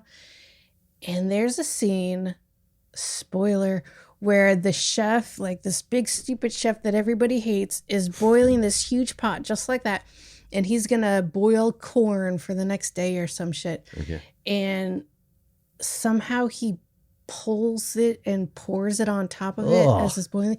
And it shows like his skin is boiling. Ooh. And it was very traumatizing as a 5th grader. Okay. And I was like, ooh, this is what's going to happen. And I'm excited for this death. She just like dips her head in it. Yeah, and then her body just gets dragged away by something invisible. Yep. In kind of fast motion. Yep. Yes, fast motion. Okay, so that means it's funny. It's a cartoon, yeah. It's a cartoon. It's like it's going with the whole Three Stooges thing. Yeah, slapstick. It's slapstick. Slapstick murder. And then I have a note in here also. I have notes with no context. I've got a note where I think it's the daughter and the mom, and it's like they're listening to something, trying to hear something, and there are these kind of like whispers in the background, like like that kind of shit. And I was like, do you hear it? Is it saying Yanny or Laurel? It's obviously blue and black. Yeah, exactly the reference. Yeah. And then I have another note a couple 2 minutes later saying marionettes don't have feelings. So I think it's the dad, and he's just like whatever. See, I just watched this movie yesterday, and I have so many notes that make no sense to me right now. Good. I'm glad I'm not the only one. Okay. Yeah. That makes sense. damn, no one is giving Allie any privacy. That's the daughter. Oh. Anyway, so mom and daughter are in her room. And this is a scene you were talking about. And she's like, do you hear that? Oh, and mom is like, don't worry, it's just a mouse. I'm like, don't worry, it's just a mouse. Fuck that. I don't want a fucking mouse in my room. Right. That, like, if I'm sick and you tell me there's a mouse in my room, I'm not going to be comfortable. Right. That's a good point. I forgot that's how she handled it. Yeah. Oh, don't worry about it. It's just like a rodent that'll probably nibble on you at some point. It's like she got like a robot handbook or something like that. How to raise your daughter. Do not worry, daughter. It is only a mouse. And then the daughter's like, Dad shot someone and it was his fault. And right. Yeah. And then that's pretty much all we get about that. Yeah. Like, we don't get details. We don't get why, how, yeah. So when. So that's why he's like the few little super barely dropped references to like why he's possibly anxious about returning to being a sheriff. Right. There's like PTSD is said once. Yeah. But, and also, you were in the military. Right. Oh, you settle down, you stupid, silly man. Right. Gross. Yeah. Also, I have this one note that I have no idea what it means. I'm going to give this movie the benefit of the doubt. Good on you. I don't think I did. There's also another subtitle moment. So I collected, apparently in this spot, I collected all the different ways that Allie's name was subtitled through the movie. So it's ALI, and then it's Ellie, ELLIE, and then it's Valley. Wow. Yeah. So my daughter Valley. Wow. Going through them all. Yeah. So now Dad is like, he's walking across the floor, and he's like, this feels weird when I walk here. So then he decides to rip up the floor, and I'm like, fuck yeah, he's going to find some crazy ass cool shit. Yeah. Just find some files. Yeah. Could have gone in that box. You could have put him in that box, yeah. You could use that for his costume later. Like, look, I got more files. Yeah, I mean, all I had before was just files, but these are like real files. So now this is legit. I just bumped this up a couple of notches. It's brown. Yeah. LOL Mirror Ghost classic. I have a note. I'm not sure where exactly this falls into things, but I found a note of found your bat. What? Found your pet? Found your bat. Because his bat was missing. I was like, oh, that's at the end. This is going to show up. Yeah. I think I have that exact same note. Oh, that's hilarious. Yeah, that's like, so from the Marionettes Don't Have Feelings and the subtitles of Allie, Ellie, and Valley, I have nothing else until Found Your Bat. Oh my God, don't make me fill this in. Sorry, buddy. I have to pee too. Okay. Oh, no. And then, the deputy is going to die. Right. And still, don't know what that means. This was a very forgettable movie. Yes. But apparently he's walking through the house. Oh, wait.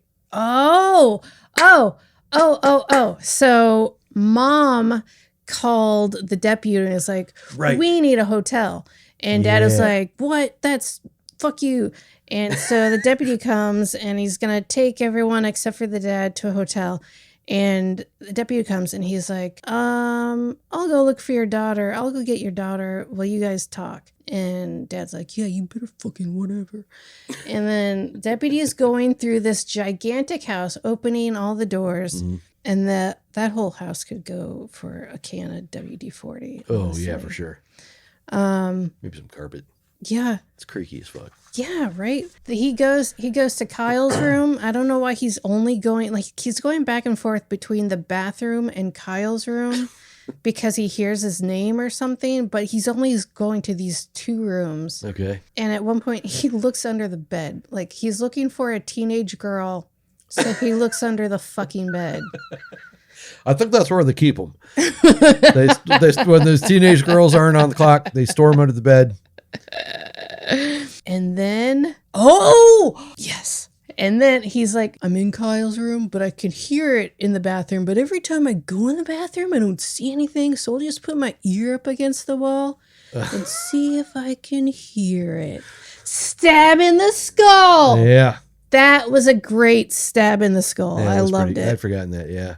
That was probably one of the best because he deserved it. and then they all go running upstairs for some reason, and then I don't know what happens, and then Mom falls down the stairs. Oh, right. And she has a new haircut as she's falling down the stairs. Is that right? Oh, I missed that. Yeah, their stunt lady had blonde hair.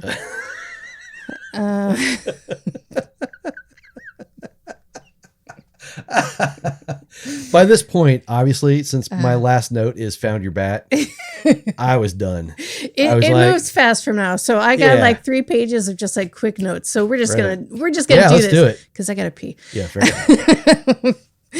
And then Dad gives Kyle his gun, and he's like, "If you take your mother outside, if you see anybody, just shoot them." And Kyle immediately puts his finger on the trigger and like puts the gun next to his mom's head. And I was like, "You are a sheriff's son. I don't know anything about Respect guns. the weapon, son. Respect the weapon." Thank you. Dad is thrown from the 3rd story window. Right. I don't remember how that happens. I don't either. It was like a pachinko machine at this point. It was It really was. It was like one thing after another. All right, guys, let's wrap it up. Death. I was like, this is just all textbook. Like, everybody's going to die. It's going to be horrible in some way. And then Mom goes in. She's like, "I got to get my daughter." She runs in. She's like, "Oh, I love you so much. I'm hugging you." And then daughter pulls the knife out from her back and stabs her mom in the back a bunch in the stomach. Yep. And then somebody comes, and that's when the daughter found Kyle's bat. She's got the bat. Oh, okay. Oh, and she's killing Kyle with it. Oh, right. That's right. Let's see. I don't know. Found your bat. I was like, I don't want to burn this house down. It's so pretty. Maybe get the Catholic Church in there or something. I don't know. Get some sage. Just walk through some sage. Some sage. Oh, the dad sees what's happened. He's gonna try and burn the house down now. Right.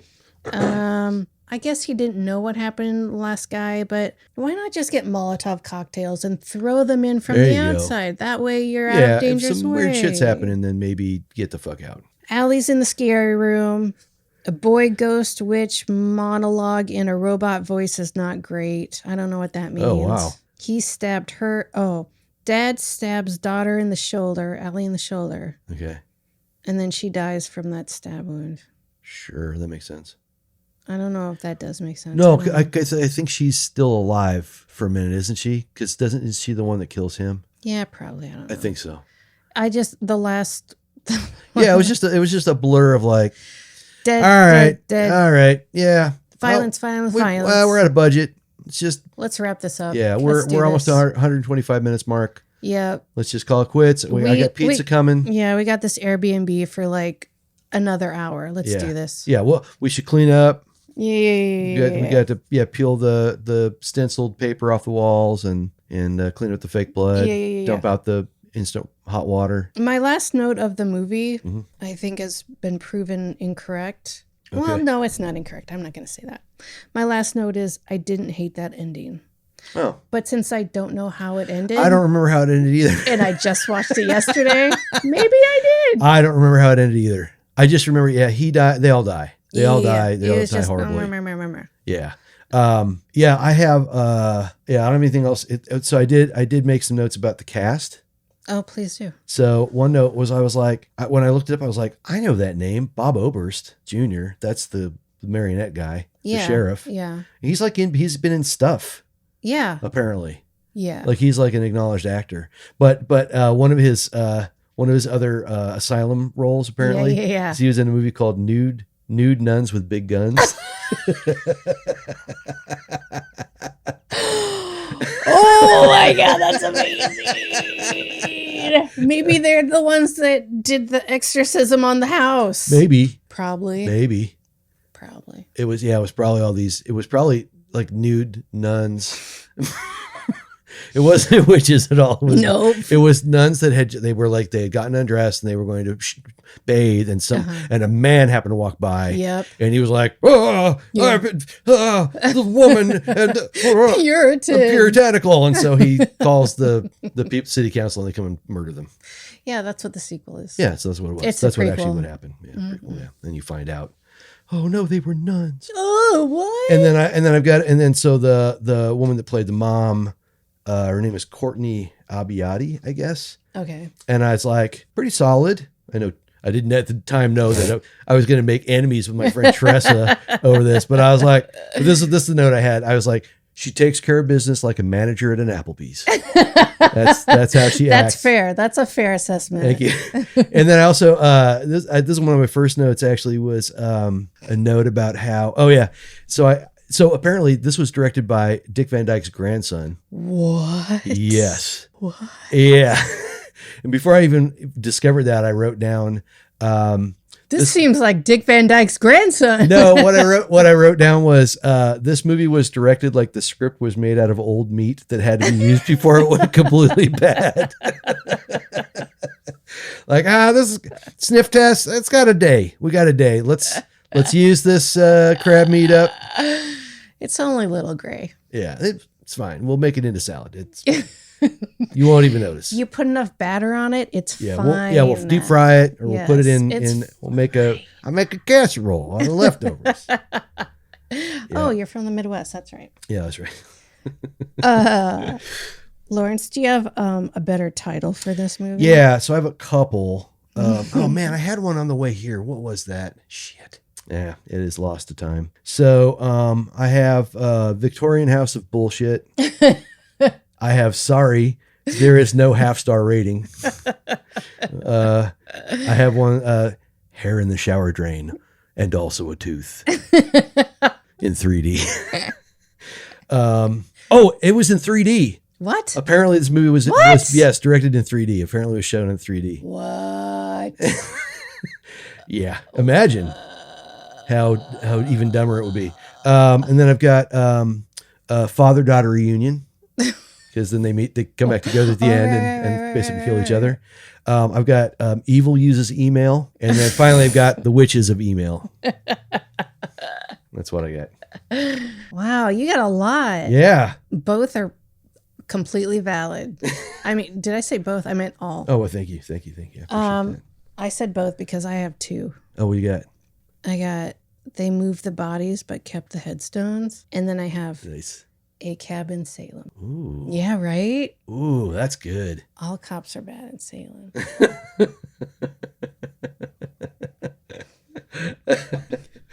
That's great. You had when we were first talking about this, you were like, think about if Oh, yeah. come up with a better title. I was like, yeah. And then you were like, if there's a favorite line. Yeah. And really, I think the best line to me in the whole movie is the one, is Kyle's shining moment where he says, that's above my allowance grade. Yeah. Because it almost feels like there weren't any other lines in the movie. Like it's all just like, it's just like, really. It's like background noise. Yes. Everything about this movie just seemed like, there. well, we have to do this. Absolutely. And it just has to get done. It doesn't matter how it gets done. It just has to get done. We've got this money. Yes. And if we don't use this money, it's going to be taken back by Scrooge McDuck or whatever. And so we got to use this up. It very much seemed like a last minute essay that you had to do for English class. Yes. It's like you fell asleep. Just whatever. And then you woke up like 2 hours, It's woke up an hour before you had to leave for school. And you're like, typing up a script and making a movie. It's fine. You just do the basics. Tropes. Yes. Yeah. Just, it's fine. 19. You're good. You're good. Yeah. Yeah. And not a single one of those tropes was in any way interesting. There was there were no curveballs. There was not a single surprise. I mean, the reason I picked the movie was because I was like, witches. Yeah. Salem. That's fun. That's that's a meaty nugget is what that is. Like, you can do a lot with that shit. Mm-hmm. You can get real spooky. You can film it, it's all like in the dark or whatever. Mm-hmm. And there can be all kinds of reveals and or like maybe the mom it turns out she's descended from these witches and she's like done this whole complicated thing to get them to move to this house so that then she can get revenge for her ancestors. Yes. There were so many. Mm-hmm. It took like 2 seconds to come up with way more interesting options. Yeah. And it was just like, it was like a good idea would come to them and be like, what?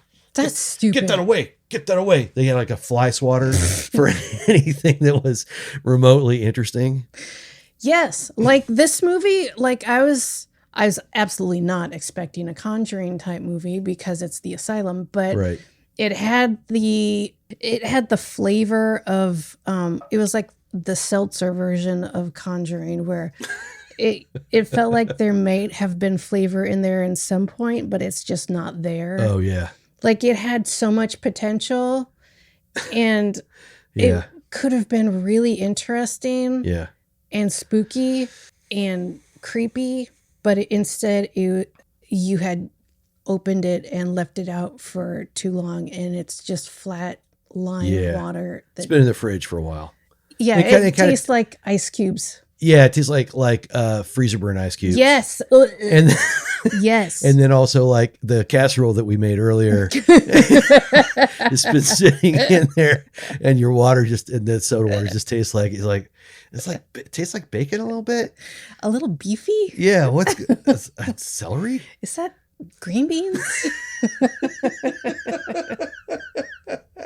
It's like a jalapeno finish. That's what This is seltzer's crazy. what was in this fridge?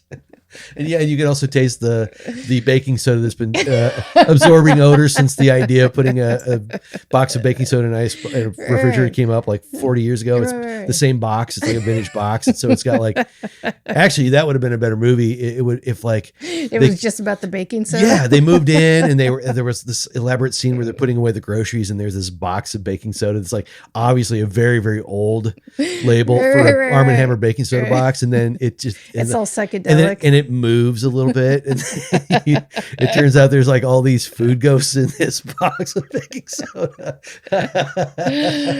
I used to be Frito pie. I was a roast. I was a delicious roast. I was a delicious roast that didn't get eaten the first night and was allowed to go bad. Oh, fuck you, Lords. Yeah, thoroughly forgettable film. But I watched part of it again today, and I was like, yeah, all right. It's like, Yeah, you know, no. I didn't It's a distraction. absolutely hate it. no, I didn't. But I didn't hate it's it. very forgettable. Yeah, it's thoroughly forgettable. Yeah. Yep. Yeah. So, on other notes, what do you got going on, Lawrence? What do you got to promote? Lord. Tell me everything. Oh man, well, so I've got my weekly country radio show. It's called Country My Way, and it's on in Chicago. It's on Lumpen Radio, which is WLPN 105.5 on your FM dial, and you can hear it on www.lumpenradio.com. Sweet. Yeah, and yeah, it's 2 hours of old school country music and like new stuff that's good. Awesome. So good combo. And then I do a monthly radio show called the Mutant Hit Parade where I play I Was Slippin', some Belker Lewis group. Oh, usually, yeah. Play some ELO, but like a lot of krautrock and post-punk and power pop and soul and blues and what I call new weirds. So like, you know, Nice. anything that's on like Max Pelt records or, Nice. you know, or iVibe, like that kind of thing. I got that going on. And then my band, the Lawrence Peters Outfit, plays every month at Fitzgerald's nightclub in Berwyn, beautiful Berwyn. I love Berlin. First Sunday of every month. We were doing a residency for all the summer, and now we're moving it inside in November. So, and then apparently once winter's over, we're going to move back outside of the porch. So it's like So you're just there forever. yeah, it's like an ongoing That's good to thing. know. Yeah, I'm stoked. I'm really excited about that. Yeah. And then, yeah, I got a bunch of other shows with bands and stuff. Emmett Otter's Jug Band Christmas is coming up at the Hideout. That's a yearly thing. And Get your tickets soon. yeah, we're going to announce it right after Halloween. And so, yeah, it's December 10th and 11th at the Hideout. 2 shows per day.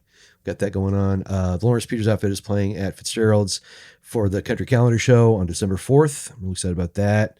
We're playing in the Burbs at this joint called Pinstripes. Yeah, I don't know. Stuff like that. I've been DJing around a bunch. I DJ once a month, generally at the Giant Penny Whistle out in Pilsen. And I've been doing a thing like every other month at a place called Chef's Special. It's pretty cool. You're a busy, busy man. Yeah, it's been ridiculous. Like I've really been packing in the shows. I've been really, really lucky. Yeah. So, Sounds but fun. I write I write 2 columns for this print magazine called the Honky Tonk Times. I didn't know that. Yeah, I write a column called The Chicago Hustle. Nice. And it's all about like Chicago roots, country, whatever music. And then I sometimes get into some deeper stuff, like for the October one, because the magazine usually comes out around the 10th of the month. And it happened to be coming out basically the day of the 150th anniversary of the Chicago Fire. Oh, right. So I wrote a little like synopsis of this is what happened to the Great Chicago Fire and some of the kind of outcomes. And then, Because you were there. yeah, I totally was. Yeah. Yeah. Because I never age. Because I've been drinking this Hind watermelon water since the 1620s. And then, what else was I going to say? And then I did one this month about the wreck of the Edmund Fitzgerald because it's nice. coming out November 10th. Did you just put the lyrics in as your article? Oh, I should have. I love that song. I love that song a lot. It's the spookiest. Good ass song. It is one of the spookiest songs of all time. So I actually wrote a 700 word story about like the whole history of the ship and all the stuff that went down. Wow. And then I was like, this is too much. My article is now 958 words long. I need to abridge this. So I kind of threw that out and I just wrote a quick thing about like, yeah, the first time I heard the song on the radio, it creeped me out so bad. I could hardly stand it. It's fucking weird and dark and it's all true. And like, basically like, this is kind of what happened. But, so it's fun. Like, I get to kind of just do whatever I want to do. That's awesome. And then a friend of mine, another DJ, came up with he was like, I was doing these talks basically for the Old Town School of Folk Music a while back. And one of them that I was going to do was like workshops. Yeah, sort of like a lecture basically. Gotcha. And so my buddy that books over everything, he was like, well, one thing you should do is like a whole thing about record collecting and like how to clean your records and properly store them and like how to find them and, grading them and like blah, blah, blah, like just everything about that. I was like, yeah, cool. Yeah. So I put together this whole thing and then, posted it online and this buddy of mine saw it and he was like, hey, why don't you and I do a column for the Honky Tonk Times? Because he also has a column about the California scene, basically. He's like, let's team up and we'll do like a Dear Abby about record collecting and stuff. And I was like, cool.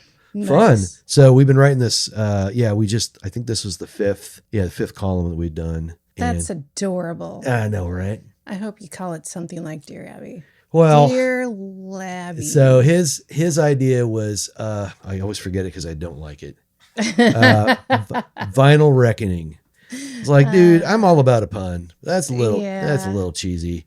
I was like, how about just ask a DJ? Yeah. It's straightforward and it's like nice and open. Yeah. You can just, whatever people want to ask. If people are like, hey, what's your favorite George Jones song? It's like, well, all right. Yeah. Yeah, I'm a DJ and this is my favorite George Jones song. Yeah. And this is how you clean it. Yeah. Yeah. And here's how you clean the record. Yeah. That's how you clean the song. Yeah. Yeah. So that's what I got. Yeah. And then, occasionally the Velcro Lewis group plays out and Never heard of them. the Golden Horse Ranch Band occasionally does some stuff. Nice. And yeah, I got all kinds of shit going on. It's been Man, you are a busy, busy man. It's exciting. Yeah. Thanks for asking. Lawrence, such a pleasure to have you. Likewise, my friend. This just flew by. I can't believe. Well, hopefully this will get trimmed down, but we're currently at 112 minutes of yapping, just yapping. It just flew by. So what are you going to do? Yeah, what are you going to do? Well, thanks, Tristan. Thanks for having me. It was so much fun. I'm so sorry. And also, thank you so much. Thanks for having me. I think I've said this to you before. I'm going to say this on the microphone. Oh, my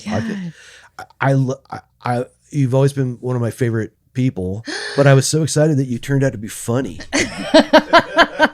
That was so great. I know. It just happened overnight. I was like, whoa.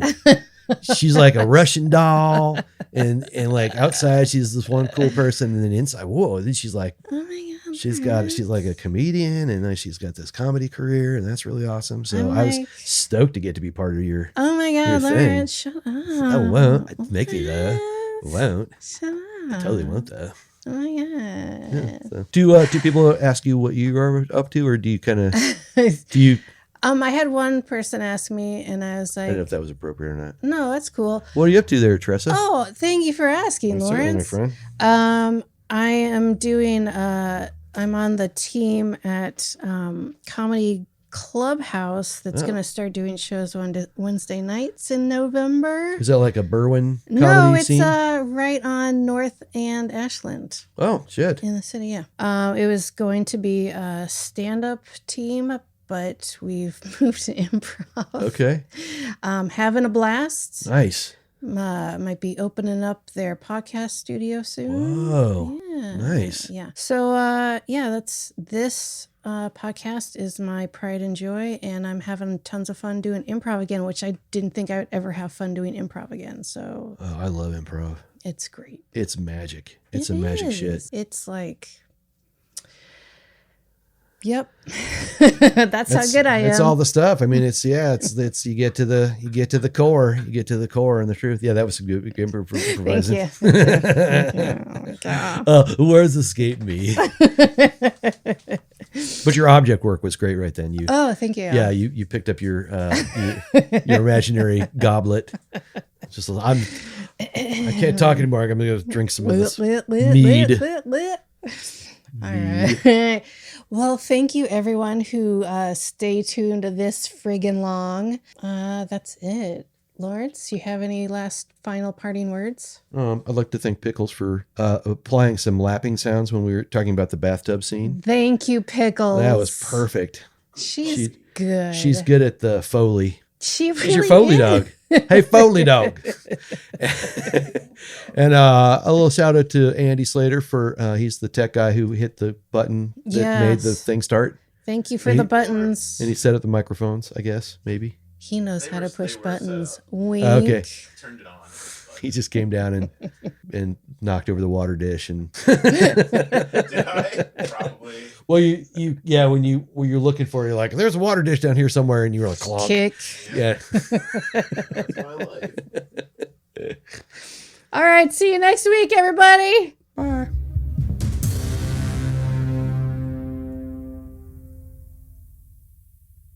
Thank you for joining me this week on the Asylum Case Studies. Special thanks to this week's guest, Lawrence Peters.